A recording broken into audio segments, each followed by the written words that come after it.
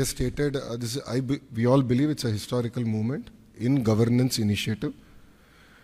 We have seen our leader Chandrababu Naidu garu 1.0, and as he's saying, this is his 2.0, and this marks with his change in governance also and delivery of e-governance.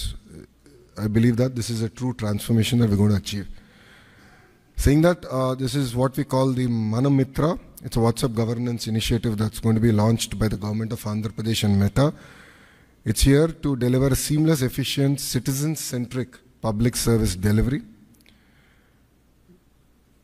To this initiative, we believe that Andhra Pradesh is again at the forefront of e-governance initiatives.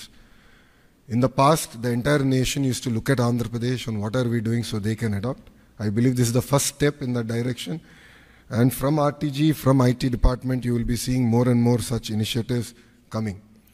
Our entire objective is to keep the citizen as center of our universe and look at what are all the touch points of the citizen, how do we resolve their problems? How do we ensure that on a day-to-day issues, both the government and the political system is not relevant? So to get basic documents, why should they come to a government office or why should they meet an MLA is a question, is a challenge that I have taken up. మొదటి విడతలో 161 services launch చేస్తున్నాం.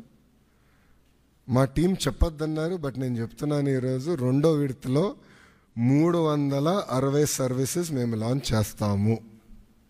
There is no debate, no discussion, we will launch. So ప్రజలకి ప్రభుత్వం మధ్యన ఇదొక ప్లాట్ఫామ్గా ఏర్పాటు చేసి రియల్ టైం సర్టిఫికేట్స్ వాళ్ళకి డెలివర్ చేసే బాధ్యత మన ప్రభుత్వం తీసుకుంటుంది.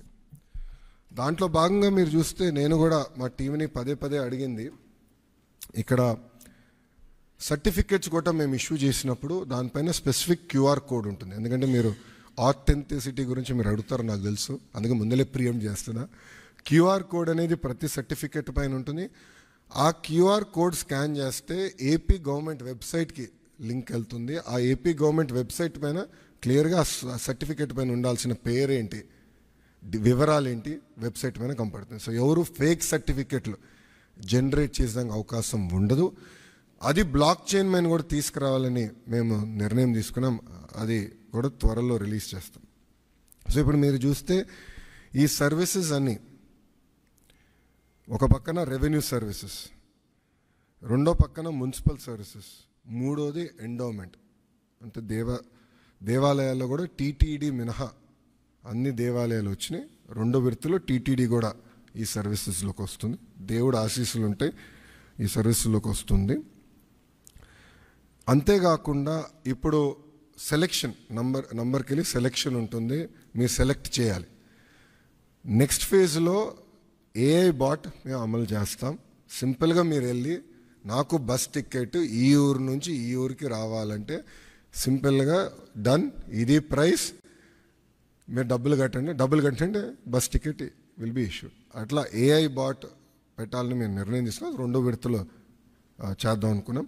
అంతేకాకుండా వాయిస్ కూడా, అంటే ఇంగ్లీషే కాకుండా తెలుగు భాషలో కూడా డైరెక్ట్గా చెప్తే సిస్టమ్ రెస్పాండ్ అయ్యే విధంగా చేయాలని మేము నిర్ణయం తీసుకున్నాం.